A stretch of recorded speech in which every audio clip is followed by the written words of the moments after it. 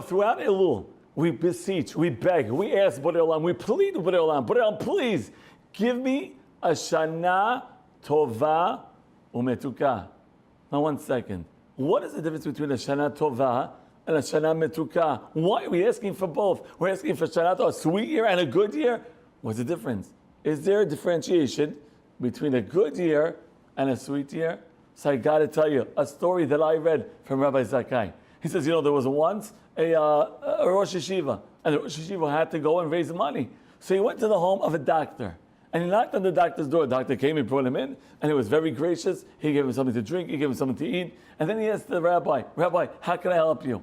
The rabbi says, listen, my yeshiva is suffering. We're financially unstable, and I need you to help us out. So the doctor said, okay, no problem, Rabbi. I will help you on condition that you answer one question. So the rabbi says, sure, one question, how can I help you? The doctor turns around and says, listen, the Gemara writes, Tov shebarofim legeinam. The greatest of doctors are going to Geinam. So the doctor says, wait a second, why? Do you know how many people I help? Do you know how many people I heal? You know how many people I give antidotes to? You know how many people that are suffering? And I'm able to quash their pains? Why should I go to Geinam? Because I'm a good doctor. So the rabbi thinks for a second and says, you know why?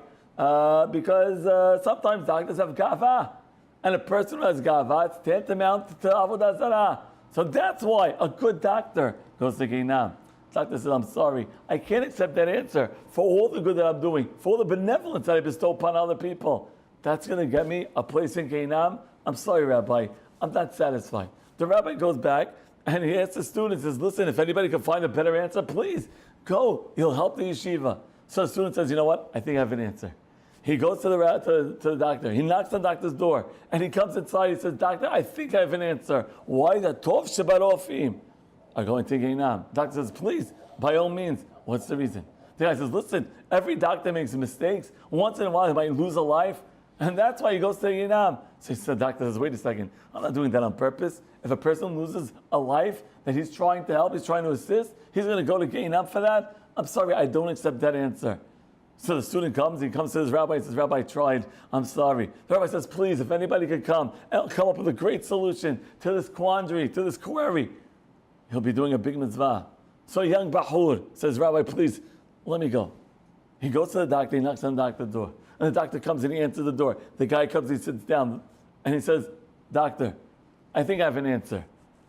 He says, what do you mean? I said, you asked, why do the best doctors go to Geinam? I have an answer. She says, please, by all means, sit down. The Bahur comes and turns to the doctor and says, you have nothing to worry about. You're not a good doctor.